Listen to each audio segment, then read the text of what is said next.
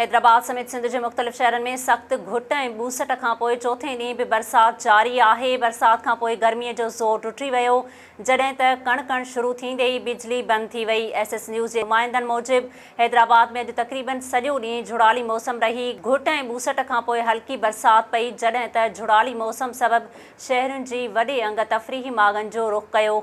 नवाबशाह में बरसाति जो सिलसिलो जारी आहे। शहरी मोटरसाइकिलुनि ते सवार थी मौसम जो मज़ो वठण लाइ घरनि खां ॿाहिरि निकिरी आया।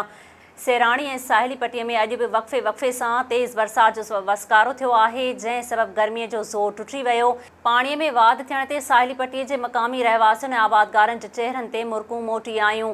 तेज़ बरसाति सबबि हेठाहीं वारनि इलाइक़नि में पाणी ॿिहिजी वियो।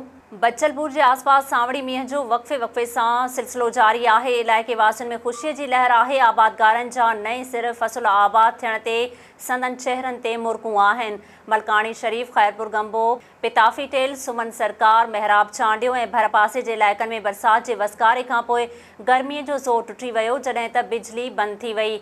दरियाखान मरी ऐं आसपास वारनि इलाइक़नि चानारी, मंगियामोरी, खिरड़ो, मीरामपुर, हाजी जलाल लाशारी ऐं ॿियनि इलाइक़नि में बि तेज़ हवा, खिवण ऐं गजगोड़ सां तेज़ बरसाति थी आहे।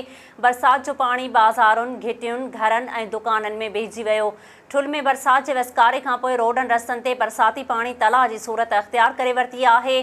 टंडो आदम ऐं ॿियनि शहरनि में बि बरसाति जो सिलसिलो जारी आहे। किथे तेज़ त किथे हल्की बरसाति थी रही आहे।